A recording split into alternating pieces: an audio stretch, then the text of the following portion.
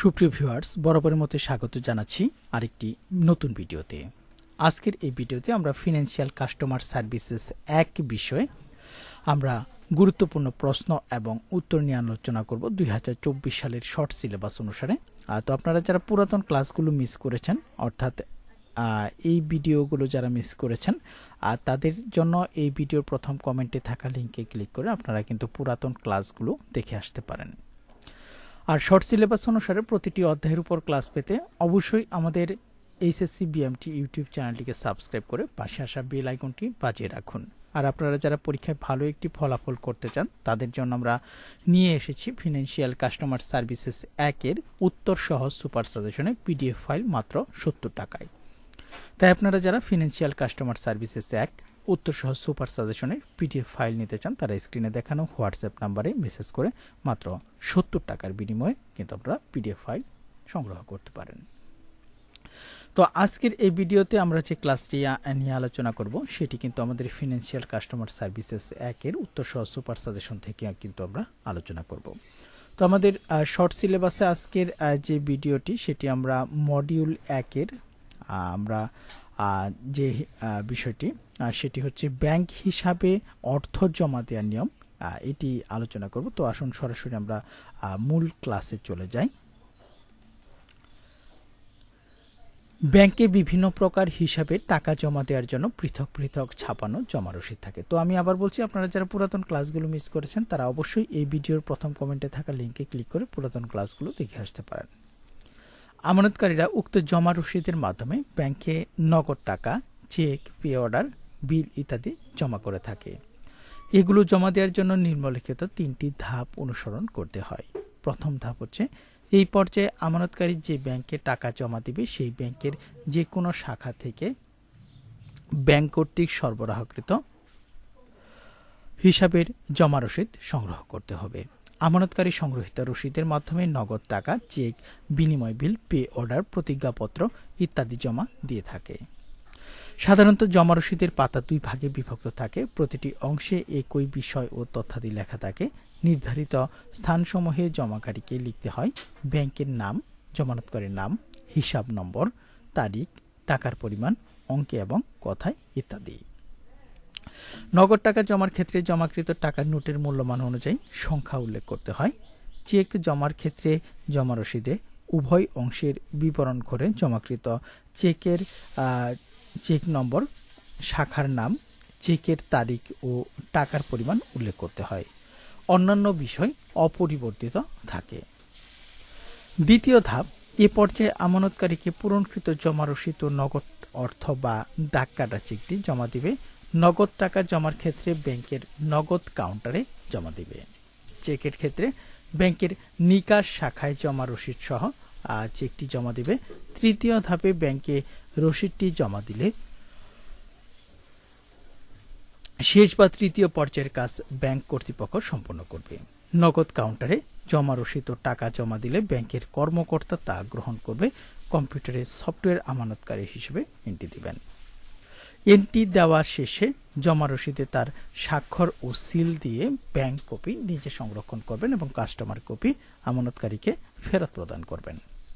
এরপর ব্যাংকে আমানতকারী তালিকাভুক্ত মোবাইল নম্বরে টাকা জমার মেসেজ যাবে এবং এটি দেখে আমানতকারী নিশ্চিত হবেন তার হিসাব টাকা জমা হয়েছে।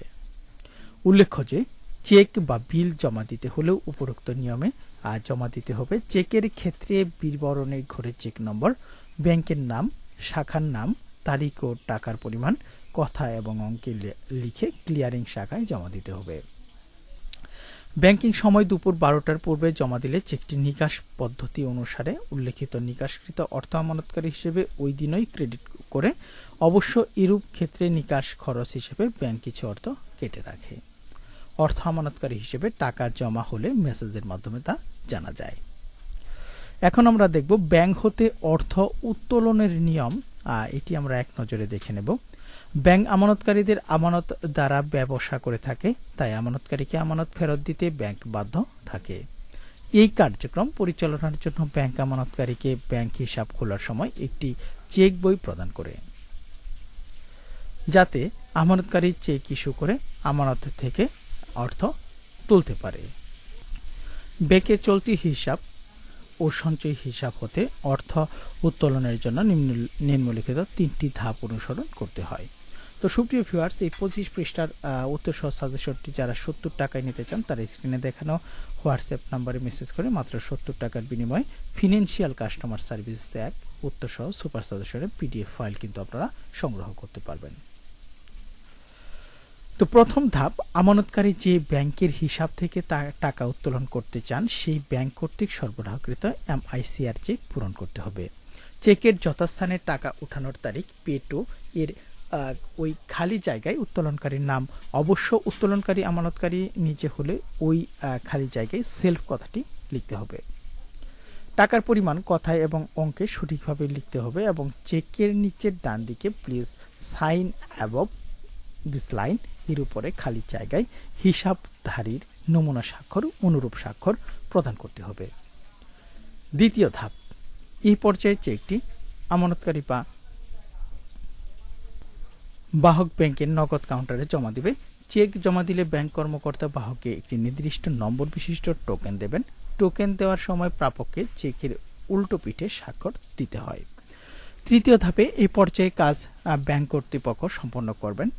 চেক জমা দেওয়ার পর ব্যাংক কর্মকর্তা বা ক্যাশিয়ার তার নিজস্ব কম্পিউটার সফটওয়্যারের মাধ্যমে সংশ্লিষ্ট চেকের হিসাবে উল্লিখিত পরিমাণ টাকা আছে কিনা তা যাচাই করবেন। সমপরিমাণ টাকা না থাকলে চেকটি ফেরত দেবেন। সমপরিমাণ টাকা থাকলে নমুনা স্বাক্ষর যাচাই করে চেকের তথ্যসমূহ হিসাবধারীর আইডিতে এন্ট্রি দেবেন। চেকে ইনিশিয়াল স্বাক্ষর প্রদান করে অন্য আরেকজন কর্মকর্তাদের কাছে তথ্য যাচাই ও অথরাইজ করার জন্য দিবেন।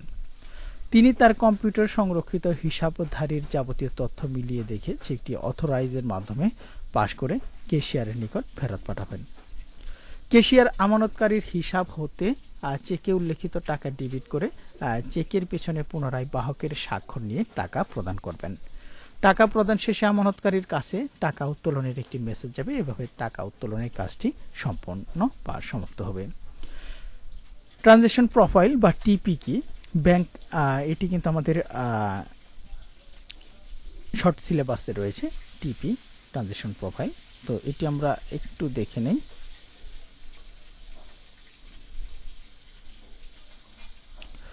ব্যাংক তার গ্রাহকের হিসাব লেনদেনে অনুমিত মাত্রা সম্পর্কে গ্রাহকের ঘোষণা নির্ধারিত ফর্মে গ্রহণ করে থাকে। টিপির ক্ষেত্রে গ্রাহককে মনে রাখতে হবে টিপিতে মাসিক লেনদেনের আনুমানিক ঘোষণা নেওয়া হয়।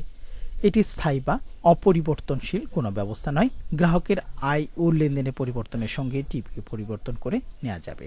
তবে ঘোষিত টিপির অতিরিক্ত লেনদেন কম্পিউটার অ্যালাউ করবে না। যেমন টিপিতে যদি বলা হয় যে মাসে 5 বার নগদ টাকা ব্যাংকে জমা, তাহলে 6বার নগদ টাকা জমা দিতে গেলে জমাটি অ্যালাউ হবে না।